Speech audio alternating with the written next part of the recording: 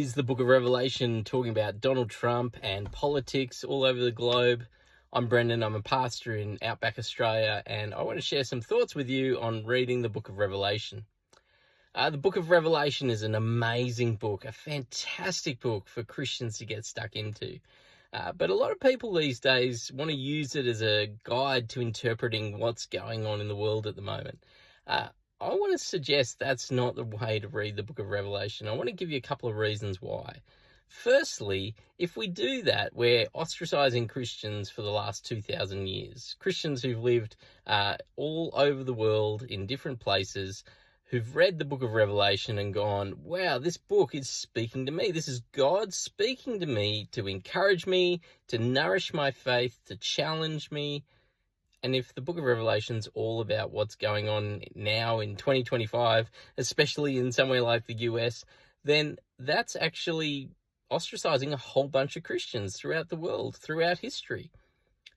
That's not a helpful way to read the book of Revelation. That'd be rather cruel of God to give Christians these books and, oh, shame, you didn't realize it wasn't about you. That would be a bit strange, I reckon. Secondly, if the book of Revelation is now telling us this sort of secret code to understand what's happening in the last days, well, that's actually inconsistent with the rest of the Bible. The rest of the Bible, every book of the Bible is ultimately about the gospel. It's trying to show us that Jesus Christ is Lord. It's trying to show us who he is, what he's done, and how we should respond. Some books of the Bible in the Old Testament prepare us for that and promise that and have a whole bunch of types and shadows that prepare us for the coming of Jesus. And the Gospels, as well as the rest of the New Testament, they tell us about the coming of Jesus and what it means for us now that we live this side of the cross. If the book of Revelation is something that's all about future events, that would be really weird that it would be different from the rest of the Bible in that way. It would be very inconsistent. Thirdly, the book of Revelation is a book that uses the genre of apocalyptic.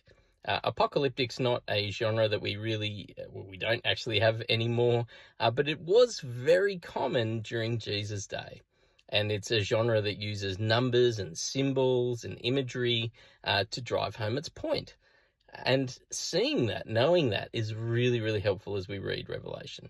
It helps us to interpret it correctly, to interpret it on its own terms.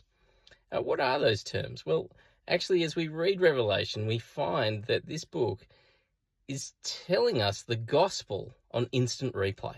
It's like if you ever watch a game of cricket, someone takes a wicket or hits a six, and you see that event happen, and then you see it again and again and again on instant replay on different angles.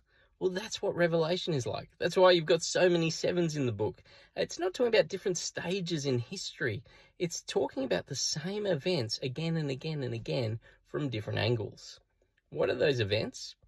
Well, the last days, the things that must soon take place, everything that people typically associate with the book of Revelation is actually talking about the time from Jesus' first coming to his second coming. It's that period. It's talking about what life looks like for Christians in that period.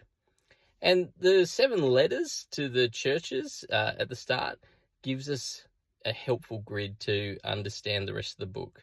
It's there as a bit of an interpretive key to help us see that this book is speaking to Christians, telling Christians not to compromise, to keep bearing witness to Jesus.